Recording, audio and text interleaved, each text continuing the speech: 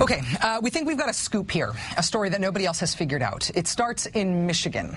In the early 1960s, Michigan reworked its constitution a little bit. They had a constitutional convention. That guy you recognize on the left, that's Mitt Romney's dad, George Romney. He chaired that convention before he became governor of the state. Now, one of the reasons they had this constitutional convention back then, one of the things they thought needed tinkering with in their state constitution, was a specific question about when bills that were passed in Michigan would become law. So once something is passed, when does it become effective? This is the language that they settled on. Quote, no act shall take effect until the expiration of 90 days from the end of the session at which it was passed. Okay, that's a really slow process. That is slow by design. See, the legislature is in session all year in Michigan, so the legislative session doesn't often end until the end of the calendar year. What this little phrase means is that theoretically a law could pass in January and not take effect until March of the following year, 90 days after the end of that year's legislative session. Michigan has a really slow process on purpose. They did it that way on purpose. Laws taking a long time to take effect allows people who are going to be affected by that law to have time to adjust. It also gives people who don't like that law a chance to start overturning it by a citizen's repeal. Michigan designed that process to be a slow one, clearly and on purpose. It's in their constitution that way for a reason. But as practical people, they also recognize that sometimes in extenuating circumstances, you need your laws to take effect faster. Something has happened, right? Maybe you've been invaded or you have a flood or an outbreak of disease. Something has happened. There's an emergency that needs responding to right now by state lawmakers. To account for that, in Michigan, while most bills do have to wait until the end of the session plus 90 days, so they have to wait that really long time, the Constitution also says this: but the legislature may give immediate effect to acts by a two-thirds vote of the members elected to and serving in each house. So that means with a two-thirds majority vote, a big supermajority vote, you can have your new law go into effect right away, immediately. Otherwise, you wait. You pass it under normal rules, under a majority, you have to wait. If you want it to go into effect immediately, you need a two-thirds vote. That's what they decided back in the 1960s. That's what the state constitution says. Half a century later, in January 2011, a new and hardcore conservative Republican majority took over the state government in Michigan. Republicans control both chambers of the legislature, and they have the governorship. They have been passing bills at quite a clip. The Democrats in Michigan say that since Republicans took over the Michigan House, they have passed 566 bills. We have looked into that count ourselves. It does seem accurate, and the Republicans are not contesting it. Of those 566 bills, 546, all but 20 of them, were passed under the immediate effect clause. 96% of the bills they've passed have essentially been an emergency. Almost everything they've done has been done under this provision of the Constitution that lets you put things into effect immediately because you've got a supermajority. They've been designed to rush from the legislature to Governor Snyder for a quick signature and into full immediate effect that day, that minute, right now. This is new in Michigan governance. This is not the way that Michigan was set up. This is not the way that it was supposed to be. This is like if a cop once waved you around a traffic accident by directing you to drive on the shoulder to get around the crash, and the next day on your commute and every day thereafter, you just drove the whole way to work on the shoulder because you think that's your lane now. Michigan Republicans are using what's supposed to be an emergency provision for everything, even for the most contentious and partisan and divisive things they want to do. Republicans, for example, used immediate effect to take away health benefits for domestic partners of public employees. They jammed it through. Governor Snyder signed it, and then 3 days before Christmas, it was, hey, gay folks, good luck finding health insurance for your families. We just stripped your benefits on the basis of your sexual orientation. Starting now, starting today, effective immediately, Merry Christmas. Republicans also used immediate effect to set the date and the rules for the 2012 presidential primary in Michigan, which did not end up going all that smoothly. They then used immediate effect to set aside $10 million to pay for that primary, whose rules they had screwed up and rewritten. Republicans also used immediate effect to stop one of Michigan's most powerful unions from expanding. Now, seriously, this is a fierce union, seriously thuggish. I'll show you. Here they are conducting a labor action. Ooh. It's the Union of Michigan grad students. Michigan grad student employees. Here they are staging a grade-in so everybody can see them at work, grading papers from the classes that they teach. Are you afraid when you see this? Are you scared of their vicious union fugliness? I think that guy stretched out in the banquette really looks like he's ready to end academe as we know it, right? When these fearsome graduate students asked the state for permission to consider including more grad students in their union, Michigan Republicans went into emergency mode. They used the emergency immediate effect thing to hustle through a bill to block them. They hustled it through last month under immediate effect. So immediate, in fact, that Governor Snyder signed the law against grad students' union rights an hour and a half before the state hearing that could potentially have said yes to what the grad students' union wanted to do. And never mind your little democratic process. Republicans are in charge now. Nobody gets a hearing. Nobody gets a vote. Grade this. You might recognize the sponsor of the bill to stop the grad students' union. He's Representative Al Pashulka, the Republican freshman who represents a town called Benton Harbor in Michigan. In this picture, he is celebrating the signing of another bill he sponsored, the state's revamped emergency manager law. That is the law that we have been covering for a year now. It's the law that lets the state take over your town, overrule anything or anyone you voted for in your local elections. It's the law that says Michigan Republicans, Governor Rick Snyder, can strip democracy from your town if they want to. It's the law that let the state take control of Mr. Pashulka's Benton Harbor. Under this emergency manager law, the state installs a single unelected manager who is free to fire all the elected officials, sell off the town's assets, move to dissolve the town, cancel contracts, almost anything the manager wants to do. This emergency manager person just has unilateral control. In Michigan now, a long list of cities and school boards are being run this way. They're not being run as democracies anymore. They are being run as something much closer to dictatorships. And I realize that's a very inflammatory word, but frankly, that's what it is when you have somebody in charge who has unilateral authority to do whatever he or she wants. That is autocracy. That is dictatorship. As has been their custom since taking over last year, Republicans passed the souped-up emergency manager law, naturally, under immediate effect.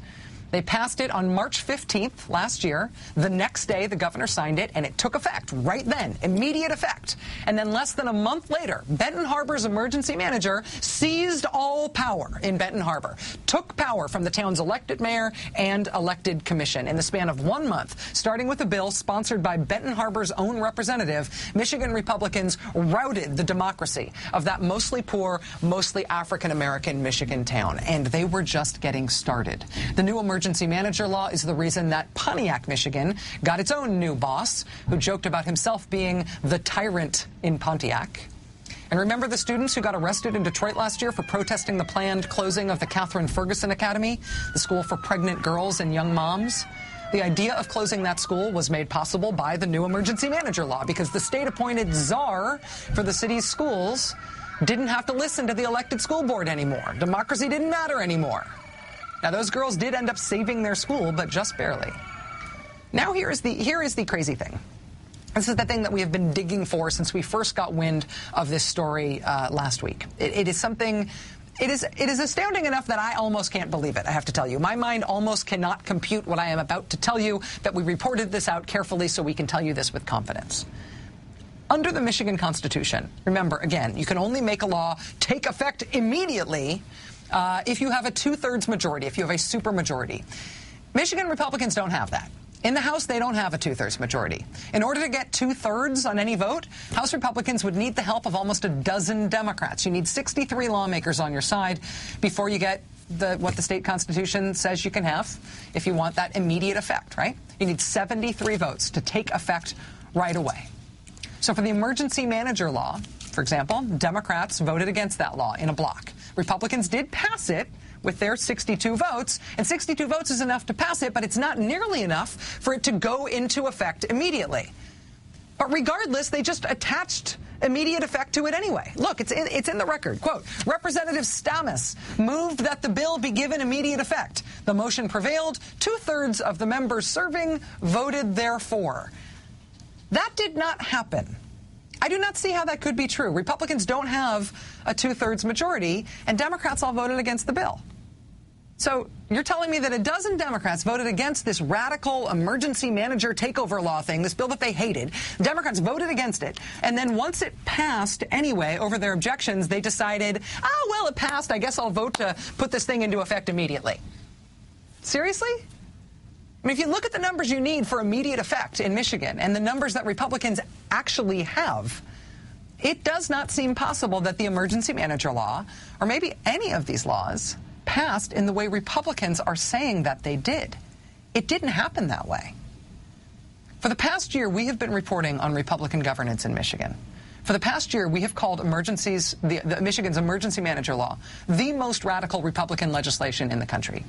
And if that radical law had passed under regular rules, if it hadn't been put into immediate effect, if they couldn't get a 2/3 supermajority to put it into effect that day when Governor Snyder signed it, then that radical law would only just now be taking effect. Now, in 2012, Benton Harbor would only just now be losing its democracy instead of barreling into its second year of having no local voting rights. That would not have happened yet. It appears that it should not have happened. Those pregnant girls wouldn't have been arrested trying to save their school in Detroit. The law would only be going into effect, like, as of last week. The city of Detroit would not have been in the position of choosing between handing the state oversight of its finances, as it did yesterday, or facing an involuntary takeover. If you are an African American living in Michigan, there is a 50-50 chance that this year the state of Michigan has considered scrapping your right to vote, scrapping your right to elect local officials to represent you. What Governor Rick Snyder and Michigan Republicans have done is radical beyond radical. And if it is true that the law should not have even been in effect all of this time, if it is true that Republicans circumvented democracy in the legislature too, then what do you call that? It's radical beyond radical beyond radical. It's revolutionary even, but not in a romantic way. You could call it bullpucky, and I can tell you now that finally somebody has. Michigan House Democrats have sued the House of Representatives. And specifically, they have sued the Republicans in the House of Representatives. The Democrats say that Republicans are denying them the right to vote in the legislature. It's not just for Benton Harbor anymore. It's for the whole state. Democrats have begun demanding roll call votes to see whether Republicans have this 2/3 majority that they claim. They are demanding an actual count to see if they have all 73 votes that the Republicans would need for these laws to go into immediate effect. This is a picture of the Democrats demanding a vote like that last week, demanding it and not getting it. We asked the Michigan Democrats if they could provide us with an example of the way that Republicans are running the House, saying that they've got a 2/3 majority when it seems impossible that they do.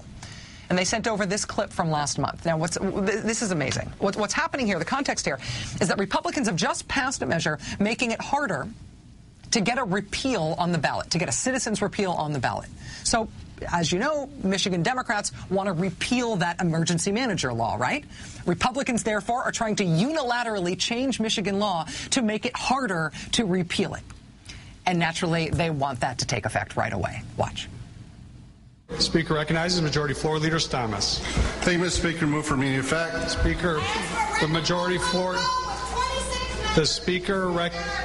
The Majority Floor Leader has requested a record roll call vote. All those in favor, please rise. I'm sorry. The Majority Floor Leader has requested immediate effect. All those in favor, please rise. Immediate effect is ordered. Wait, that was the count? I mean, depending on how you time this, the Republican Speaker let the voting go on for, I think, 3 seconds before he gavels in his party's success. What he is purporting to have done then is to count in this giant room, right, at least 73 votes in favor of the motion in a blink, in a snap. 1, 2, 3, 73, like he's a kid speed counting for hide and seek. All those in favor, please rise. Immediate effect is ordered. In that time, do you believe he counted 73 people in favor of that motion in the span of that clip? On Monday, a county judge issued a temporary injunction ordering Michigan House Republicans to follow the law, to follow the Constitution, to let the minority vote, even though the minority are Democrats. The court put on hold several bills that Republicans have passed using this kind of technique, passed what appears to be illegally, including that one about the grad students union. Republicans are appealing the judge's ruling. Their arguments boil down to A, they say no court can interfere with the legislature, and B, they say this is dog bites man. This is standard operating procedure. There's nothing to see here. This is totally normal. Keep moving. This case has implications for what happens in Michigan over the next few months, and to some extent, what happens nationwide. Michigan Republicans are now considering a law that would make it much harder to register to vote in the state. If that passes under immediate effect and goes into effect right then, that will become a factor in the 2012 presidential race in Michigan.